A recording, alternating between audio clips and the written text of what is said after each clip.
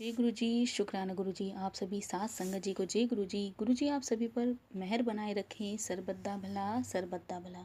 संगत जी मैं आशा करती हूँ कि आप सभी स्वस्थ और मस्त होंगे। संगत जी आज का सत्संग डॉक्टर इंद्र मोहन भाटिया अंकल जी का है और सत्संग को आप अंत तक जरूर सुनिएगा, क्योंकि सत्संग के माध्यम से ही हमको या आपको, संगत को, सभी को अपने प्रश्नों के सब प्रश्नों के उत्तर पता चलते हैं, अपनी समस्याओं का हल पता चलता है। संगत जी अगर सत्संग सुनाते समय मुझसे कोई गलती हो जाए तो मुझे क्षमा कर दीजिएगा।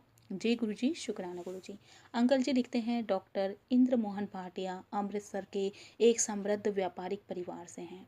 उनके पिता, जो अनेक बार अमृतसर नगर महापालिका के मेयर रह चुके हैं, निम्न वर्ग की सेवा में लगे रहते थे।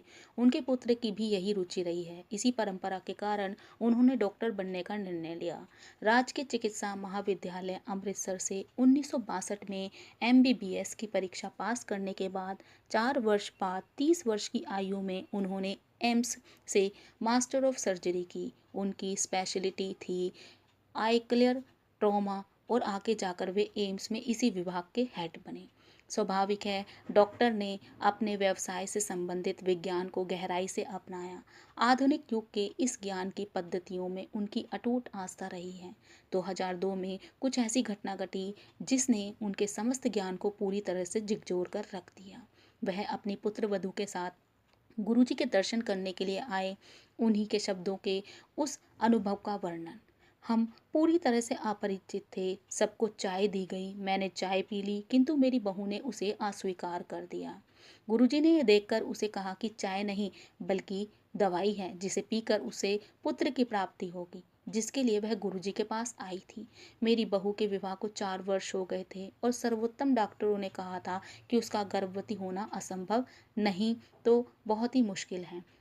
इस बात से वह बहुत दुखी थी। गुरुजी के मुंह से यह सुनकर हम हैरान हो गए, क्योंकि इसके बारे में संगत में किसी को कुछ भी मालूम नहीं था। 1 महीने बाद वह गर्भवती हुई और उसने एक प्यारे से पुत्र को जन्म दिया। मेरे जिन भी डॉक्टर मित्रों को इस समस्या का पता था, वे बोले कि यह वाकई में एक चमत्कार था। डॉक्टर के विज्ञान की समस्त नियमों का पर टिकी हुई आस्था डगमगा गई।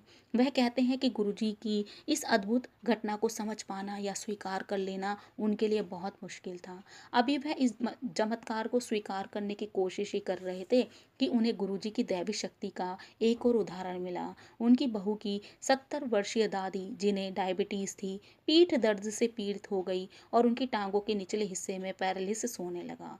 वह ठीक से चल फिर नहीं पा रही थी। एम्स के उच्च न्यूरोलॉजिस्ट ने उनका परीक्षण किया और पूर्ण लकवे से बचने के लिए सर्जरी कराने को कहा। जब मैं गुरुजी के पास उनको लेकर आया तो उनकी सर्जरी की तारीख निश्चित हो चुकी थी। वह अपने शब्दों में वर्णन करते हैं, चलते हुए मैंने गुरुजी से उनकी सर्जरी की सफलता के लिए विनती करी। गुरुजी ने मुझसे पूछा, कैसी सर्जरी? उनकी तरफ इशारा करते हुए गुरुजी ने कहा, उन्होंने प्रसाद ग्रहण कर लिया है और अब वह ठीक हो जाएंगी। अतः हमने सर्जरी को स्थगित कर दिया और वह ठीक होने लगी, जिसमें कुछ ही हफ्ते लगे। डॉक्टर भाटिया कहते हैं कि अगले आने वाले वर्षों में उन्होंने बहुत से अद्भुत उपचार देखे। हृदय के रोग और कभी न ठीक होने वाले रोग भी ठीक हुए हैं। गुरुजी को बताए बिना ही चमत्कार हुए हैं।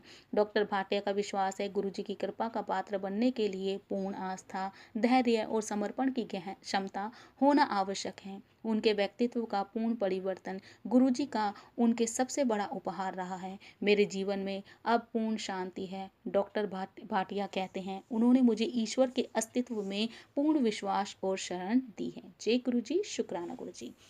संगत जी मैं आज अपनी वाणी को यहीं विराम दूंगी। जय गुरु जी, शुक्राना गुरु जी। जय जय गुरु जी। ओम नमः शिवाय। शिव जी सदा सहाय। ओम नमः शिवाय। गुरु जी सदा सहाय। जय जय गुरु जी।